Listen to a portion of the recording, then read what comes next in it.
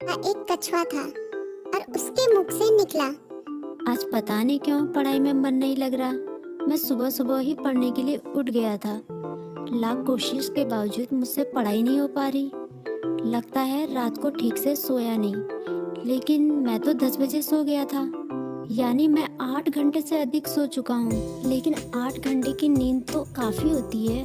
मुझे थोड़ी देर कुछ काम करना चाहिए, फिर पढ़ने बैठूंगा, तब मन भी बहल जाएगा। टर्बो घर में ही टहलने लगा, लेकिन जल्द ही बोर हो गया।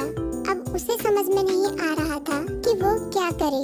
तभी टर्बो बोला, क्यों ना थोड़ी देर टीवी देख लूं। वो कार्टून और फिल्म देखने लगा, लेकिन उसे पढ़ाई की भी चिंता हो रही थी।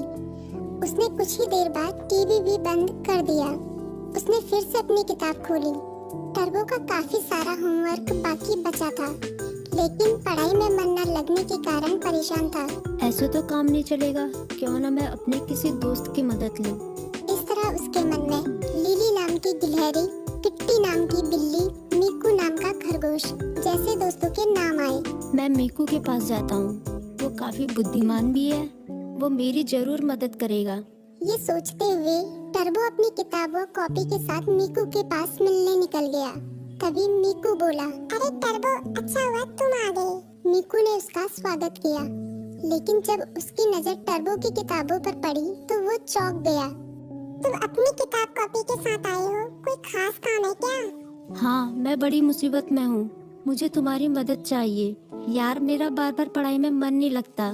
मैं कोशिश कर रहा हूँ, पर मन ही नहीं लग रहा। इतना होमवर्क पड़ा हुआ है, पता नहीं मैं उसे कैसे पूरा करूँगा। टर्बो की बात सुनते ही मीकू बोला, पहले तुम आराम से बैठो। मम्मी ने आलू के पराठे बनाए हैं, उन्हें खाओ, फिर तुम्हारे होमवर्क के बारे में सोचते हैं।